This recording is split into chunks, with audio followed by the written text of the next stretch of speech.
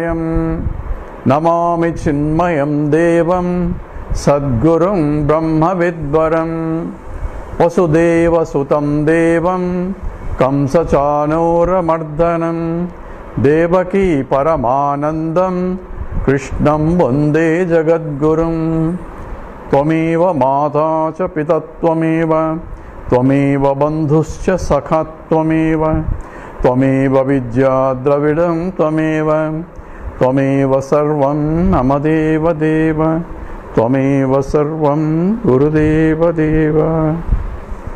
Hari Om. We are doing a series on self-realization. So everybody wants to realize the self. So where is the problem? Why we had to do all this systematically being analyzed? Now we'll examine that what exactly involved in self-realization and so on, and who realizes what. These are the questions that we posed in the very first talk.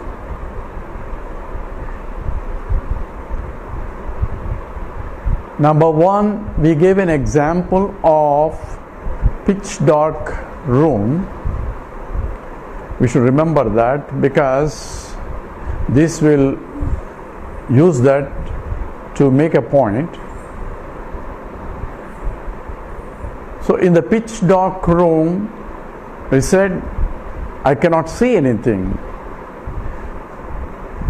So is there a chair? I don't know. It may be there, it may not be there. So we can say the probability of the existence or its non-existence is 50%. It may be, it may not be. It's called indeterminate because the means of knowledge is not operatable or cannot operate. I cannot know because I need to know, and the needing to know or to know a process is required, and the process cannot operate because it's too dark. The environment is not conducive enough for me to see, unless I can see even in dark. So therefore, the existence of a chair or its non-existence of a chair cannot be determined 100% yes or no, because the pramana, the means of knowledge, is not operating even though the pramata, knower I am there, because I am the one who has to know whether it exists or not. Even though I am there, and even chair may be there also, but I cannot see. So therefore its existence cannot be established. Even though chair may be there or may not be there, if it is there, its existence, if it is not there, its non-existence cannot be established. Definitely 100% probability is not there. Why? Because I, the seer, even though he is there, the seen may be there, yet the seeing process is not operating because it's too dark. All these things are step by step. Pramata, the knower, prameyam, the object that I need to know, and pramana, means of knowledge. All three has to operate for me to know whether the chair exists or not chair exists. Therefore it is indeterminate. Indeterminate means anirvachaniyam. In simple Sanskrit, called anirvachaniyam. We hear this word a lot in the Advaita Vedanta, and there are a lot of criticism about anirvachaniyam also. So avidya is anirvachaniyam, because this is a statement from the Advaita Vedanta, and Bhagavan Ramanuja criticizes this avidya aspect, but here we are giving a simple example to know the truth. We don't need to know theories, and we don't need to know logic. We are talking about facts. The fact is, I am there. Pramata is there, knower is there, but known may also be there, but knowing process cannot be established because it's too dark or not conducive enough for me to see. I have to see. We also said that I can see that it is dark, right? Because when you say, is there a chair there? It says, I cannot see. Why? Because it's too dark. How do I know? Because I know because I can see. What? I can see it's dark. In what light I can see it's dark? Do I need to turn light on to see darkness? I don't need a light. In fact, light will destroy the darkness. Therefore, for me to see darkness, what light do I need? It is illumined by not the normal light. The normal light cannot illumine the darkness, they are opposite. But the light of consciousness can illumine the darkness. We'll remember this. Later we will analyze this more carefully. One more thing we said, in the pitch dark room, if someone asks, are you there? What should I say? Of course I am there. Sir, you just told me it's too dark to see yourself. How can you see yourself? Because it's too dark. For me to see a chair, I need a light. But for me to see darkness, I don't need a light. Also, for me to know that I am there, I don't need a light. Why? A pramana, means of knowledge, need not operate for me to know I am there. So the existence of myself is self-evident because I am there. Remember the word. Existence of myself is self-evident, we call it in English language. Means self itself becomes evident. Its existence is self-evident. Because we are looking for self-realization. So self-realization should be self-evident because it exists all the time. I don't need a means to know that I am there.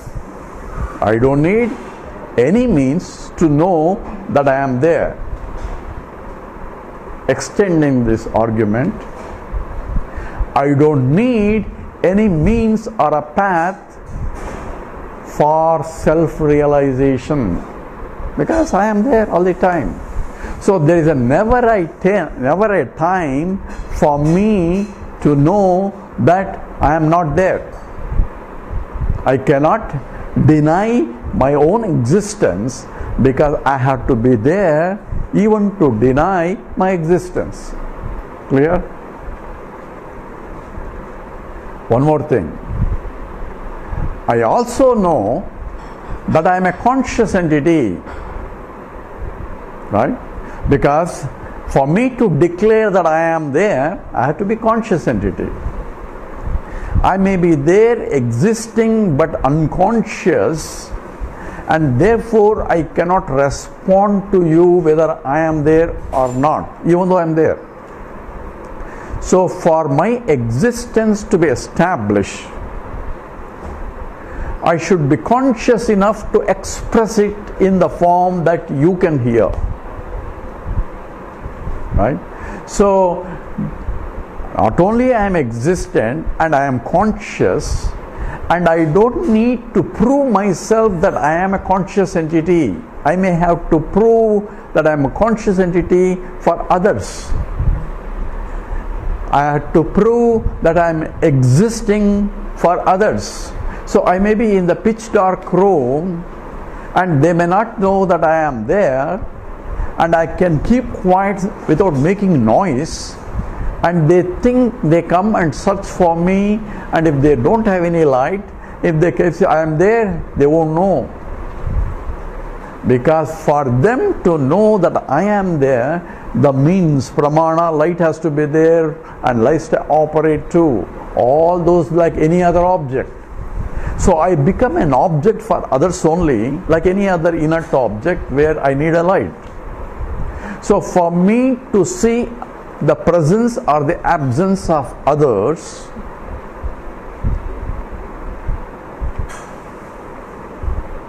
I need a light, I need a pramana or a means of knowledge. I can be light if it is a darkness, if I had to see them. Even in a pitch dark room, it says, hey, are you there? And if you say, yes, I am there, then I know. Means I can hear. So by hearing your sound or a voice, that I know that you are there. So not only I don't need to see, but I can hear. So somehow all the pramana means of knowledge, pratyaksha pramana means they either by seeing, hearing, touching, speaking, all those five senses have to operate to prove existence of any object in the world, including you, he, she also, as far as I am concerned. As far as you are concerned, you know you are there, you are existent and your conscious entity, you don't need to know by any means because it is self-evident. You are a self-conscious entity, therefore you are for yourself self-revealing entity. So I can know myself as I am, you can know yourself as you are, she can know herself as she is. So existent and consciousness that you are, that I am, that he, that she is, for each one is self-evident. Only not self-evident is the existence of any objects other than myself, which becomes inert, that includes every object, including he, she, it, all, everybody. All living things also, as far as I am concerned, are only inert things. You may express yourself and I can deduce from your expression that you are a living entity, but that is an inference from my mind using the data that is provided. You may act like a robot and you may say, hey, that's alive, but if operatable because of some program, then say, I may think you are alive, but further analysis proves that you are only a machine that is being operated. See, these are all things that we need to understand clearly, because this is not a big philosophy here, because simple logic. We need to know that self-realization does not involve any means of knowledge, because I am self-evident and self-conscious entity. Therefore, when people make a statement, truth is a pathless land, everybody quotes everybody. What exactly that means?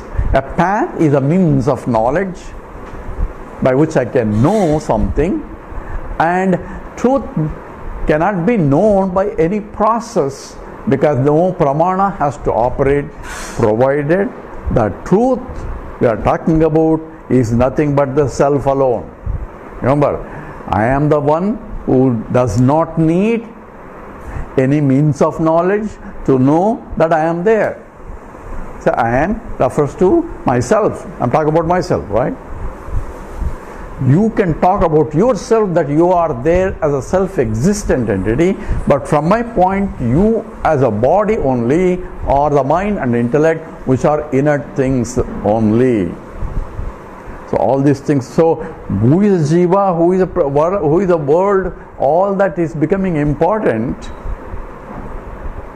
So what is Chit? What is Achit? And Chit Swarupam, these are being discussed by different philosophical positions also, and we need to understand from our point, as far as I am concerned, I know only that I am there and I am conscious entity because it is self-revealing, self-existing, and therefore self-revealing.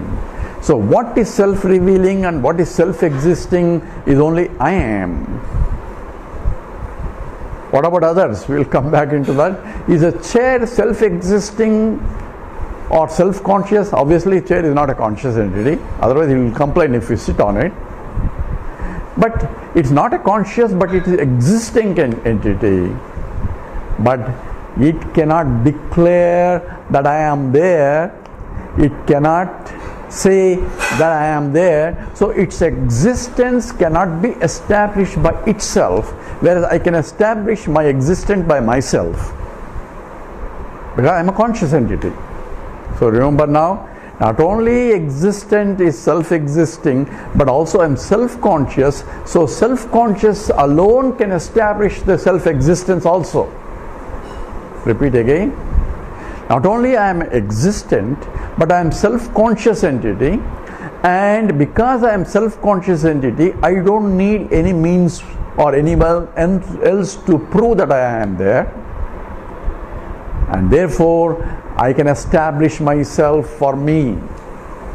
Whereas any other objects can be existing by themselves, but since they are not conscious, their existence cannot be established by themselves.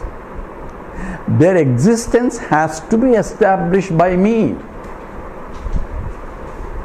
Carefully.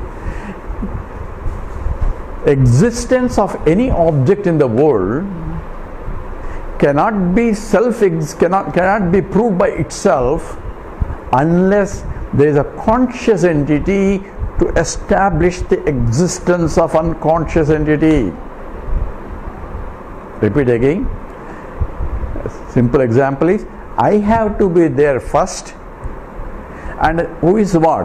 I am self-existing, self-conscious entity has to be there to establish the existence or even non-existence of a chair there. Since chair cannot say I am there or I am not there. Clear? Therefore, chair cannot establish its own existence.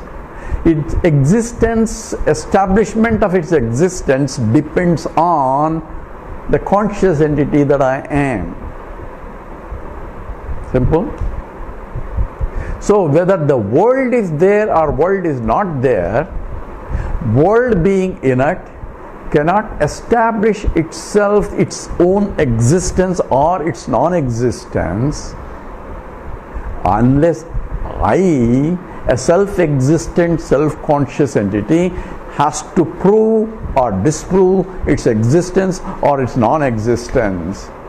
Without my presence, the objective world cannot be established. Careful again.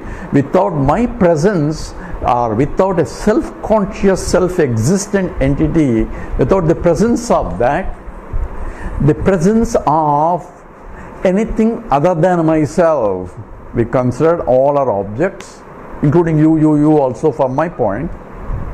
So existence or even absence or non-existence of any object cannot be established without I present.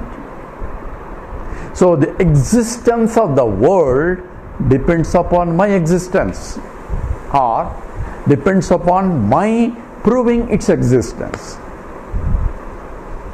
Right? So I may not create a chair for me to see there is a chair. Chair may be there, it's not my creation.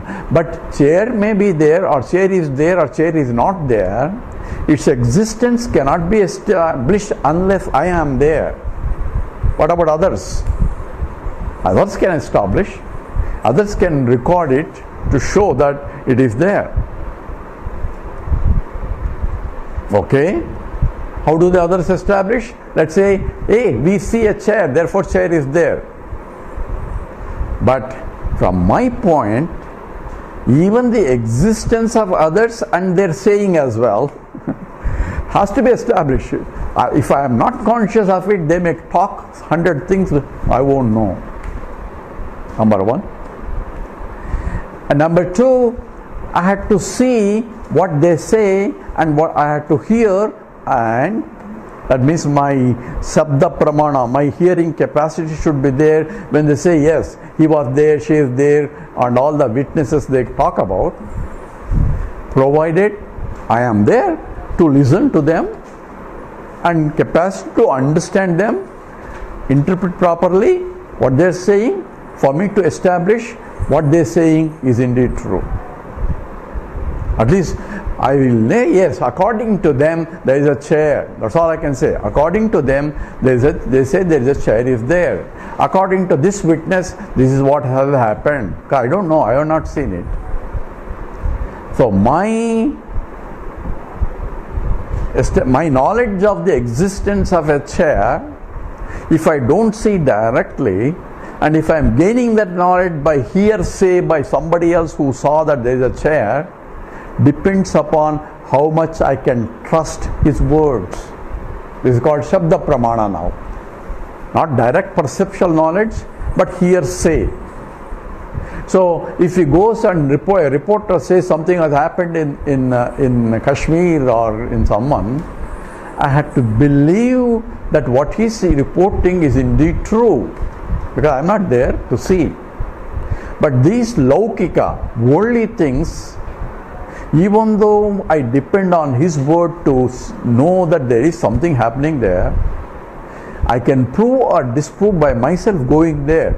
So in the laukika pramana, sabda pramana, the words of a faithful person can be tested by myself, by pratyaksha pramana, by going there.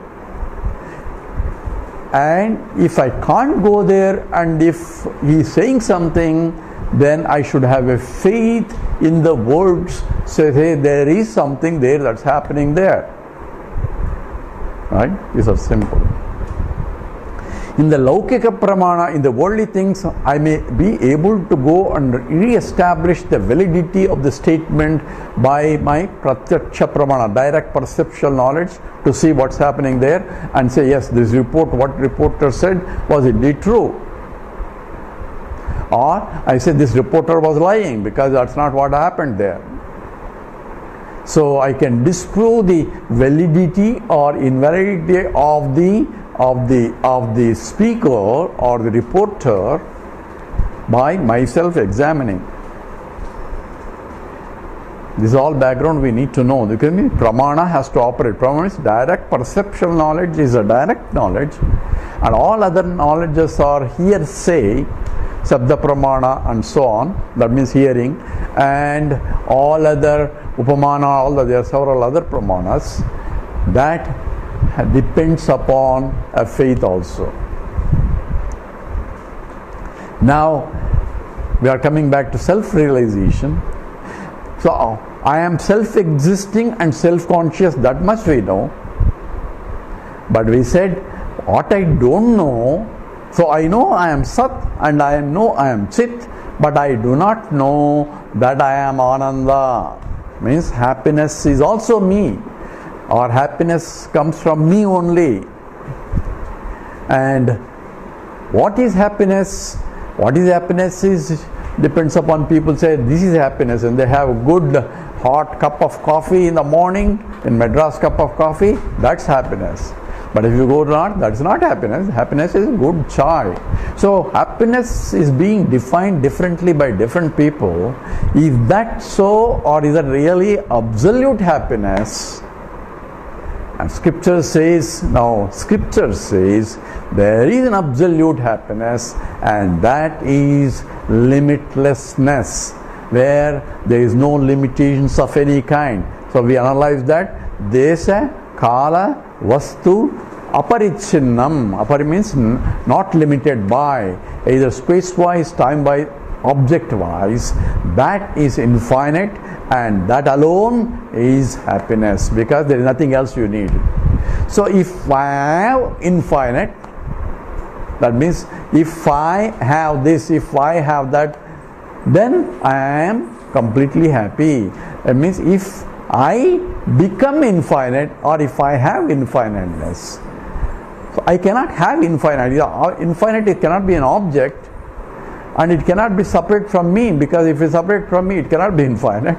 So I have to say I am infinite, then there is no more longing, and therefore that is the real happy state. So scripture, now why scripture becomes a pramana or a means of knowledge, this is what it says.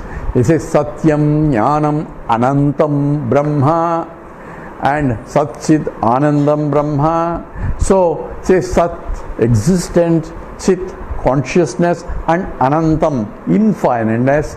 Infiniteness is Brahman, and I am that Satchidananda. But if I am Satchidananda, why am I going after, I want this, because whole rat race is for that. That means I do not know my real nature. So I take myself, I am, that spot, as this, which is limited, which is Desa Kala Vastu Parichinnam. Parichinnam means it's limited. Aparichinnam means if you put not. So Desa Kala Vastu Parichinnam means I am limited by space-wise, time-wise, object-wise. That means I do not know completely who I am or what I am. I do not have complete knowledge of myself. I know little bit, I don't know completely. This is called partial ignorance. If I don't know anything, there is no problem. So ignorance is a bliss. People call it ignorance is a bliss. But if I have partial knowledge enough and I don't know completely, so then there is a problem. What's the problem? Because I know enough that I know I am existing and I know I am conscious, but I do not know I am infinite. Therefore, if I have partial ignorance, that is a danger, because then I am making a mistake about myself. You follow? We are looking at step by step. Who is ignorant? The one who does not know that I am Brahman is ignorant.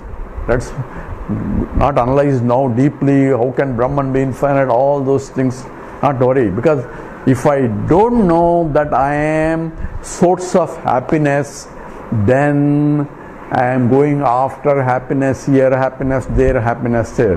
This is our experience. So let's analyze based on experience only. Scripture comes later. So I don't need to scripture to tell me that you all are already happy. If I am already happy, then why am I looking for? Why am I looking unhappy? I want this, I want this, I want morning to evening. Everybody is running day in and day out. Whole life is running after. Why? If I am already happy, why don't I just sit down somewhere and do some and just reveling in myself? That's what Krishna says. He is a realized person who does not depend on anything other than himself for his happiness, because he knows that he is Brahman, because he does not have any more desire for anything. He is full. Since I do not know that I am running after. So which means that who is ignorant? I am. Don't say Brahman is ignorant, Ishvara is ignorant, don't worry about all that. I am ignorant. The one who is looking for happiness obviously is ignorant. So if I am looking for keys all over the world, that means I am ignorant of where my keys are. Keys may be in my pocket only. And I am searching all over the place and running around for searching. And therefore, what should I do? Yes, look within. The keys are inside you. If inside me, why should I look for outside? That's the question. Why are you looking for outside? Look for inside. So, what should I do? Look within yourself. If happiness is only inside and not outside, then we have a different problem. So we have to be applied carefully. What does looking in self really means is different from inside versus outside alone. What is that inside, what is outside, we need to know. So essentially, who is ignorant? We should know who is ignorant. Don't say about theories about who is ignorant and that's not right and this is not right. Right now, whoever is looking for happiness is ignorant. Period. Are you looking for happiness? No, I am not looking. I am just comfortably happy. I'm not looking for anything. Why? I already have eaten something and I just want to sleep. I want to sleep what? So that I can be happy. People talk about very loosely about this self and so on. It is objectless awareness, sleep and all that. You have to do samadhi, you have to do silence the mind. Then you will discover. Then what happens when the mind comes back? You are gone. Because if the disturbance of the mind is going to disturb you, my understanding of who I am, then I depend upon non-disturbing mind. I should be always in the samadhi only, then I am realized. If I come out of samadhi, I am back to the original. I am should be independent of anything else because I am self-existing, self-conscious, and therefore by nature I am infinite. Nothing can disturb me, whether the mind thinks or not. So it is thoughtless state, is objectless awareness, all becomes a nonsense only from the point of the absolute truth. To discover that is a separate issue. Now we'll go back. But who is ignorant? I am ignorant. That has to be understood clearly. Whoever is looking for self-realization or who is looking for happiness in principle is ignorant. With that we'll stop and go into more analysis. Om Purnamada Purnamidam Purnat Purnamudachyate Purnasya Purnamadaya Purnamiva Vasishyate. Om Shanti Shanti Shanti. Harihi Om. Sri Gurubhyo Namaha. Harihi Om.